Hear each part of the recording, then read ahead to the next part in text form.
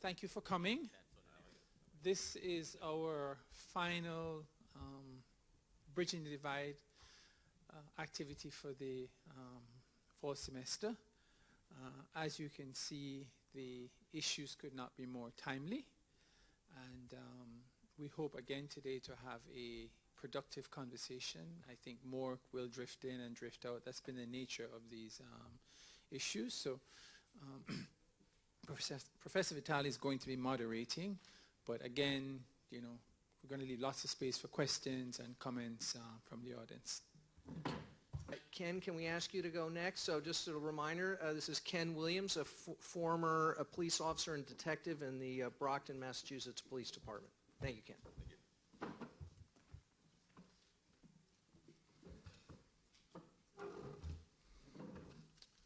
Again, a little bit of a background about myself. I'm a retired homicide detective.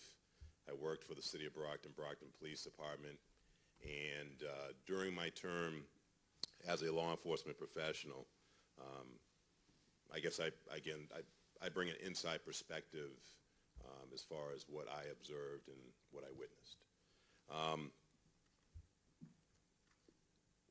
What Brian just covered as far as broken windows, excellent presentation. I want to back it up before broken windows, because I think we have to have an overview of what society was like, and we also have to define the word community because it means different things to different people. Historically in the country, when we look at black people having come to the shore of America, we weren't recognized as members of the community. We were vessels used to profit from, and the journey for several hundred years has been to bridge the gap and be recognized in the community, as well as be recognized in the law. We're here in a fine institution. I mean, you guys have a great school here, and some of the things that occurred over time were that after a civil war, the 14th Amendment was passed. And it stated that under the equal protection of law, all people would receive equal protection under law. And the 14th Amendment has been broken many times by police agencies ever since its passage. And, you know, when we think about the fact that we had a transition period, 1957, for instance, Board versus Brown of Education allowed us to, get rid of segregation in schools. Certain commissions investigated some of the problems that were going on in the community. In 1961, the Civil Rights Commission report that was published, I'm going to quote, stated, agents of justice were committing unconstitutional acts upon certain individuals in the community. And then it goes on and it states, unlawful state action violates the Equal Protection Clause or the 14th Amendment, which goes back to 1868. And it says, no state shall deny to any person within its jurisdiction the equal protection of laws. This is in 1961. When we go a little further in the timeline, 1967, the Kerner Report under Lyndon Johnson is another commission that's investigating civil riots that are taking place in America. I mean, prior to this, we had the 1964 Civil Rights Act.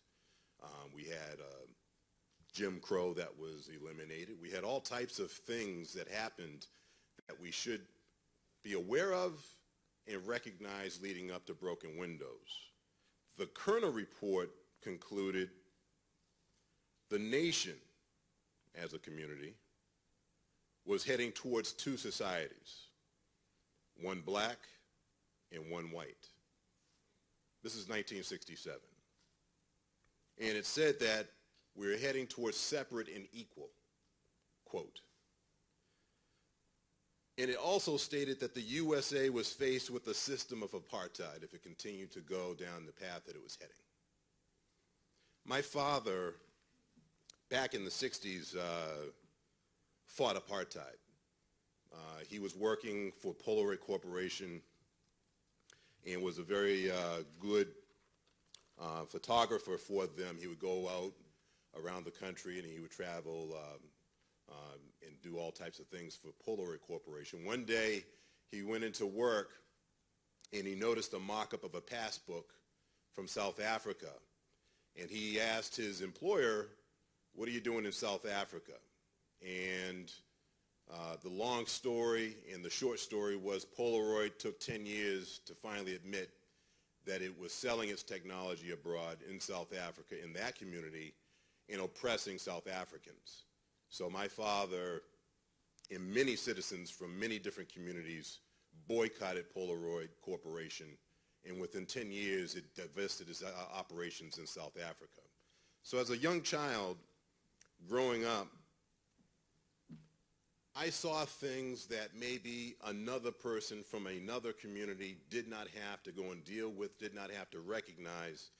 And many of these things today, as we lead into broken windows for me as a former law enforcement officer looking at the policy, practice, custom, and the culture of policing, especially when I look at the Kerner Report from 1967 that establishes that it was perfectly acceptable to rough up black people as a police agency.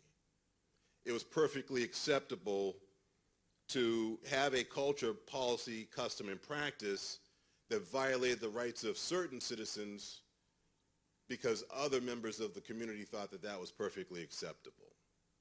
So I wanted to have an honest discussion about this because now we're 48 years later after the Kerner Report of 1967.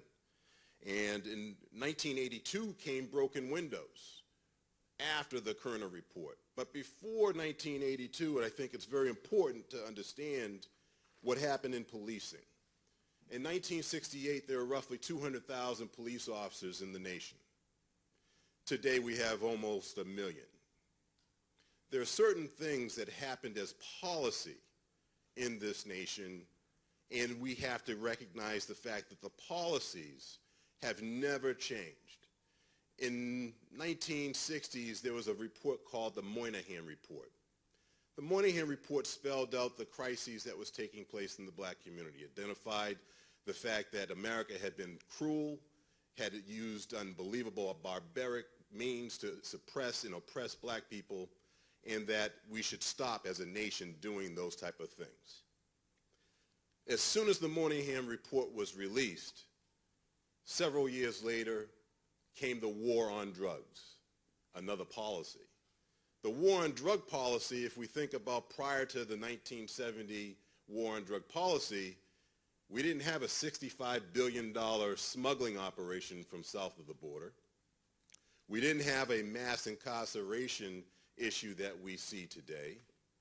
But we did have laws that were passed as policy back in Jim Crow, whether it was debt peonage laws, whether it was if you didn't have a job, you were going to be taxed differently than others, whether it was you're not giving access to certain things that other people received. These policies and shifts in policies are throughout the time span here. And when the war on drug policy came about, it didn't target other members of the community like it did black and brown people. We have to be realistic about that. Today, I'm nearly 50 years old. 1 in 3 black men have been incarcerated.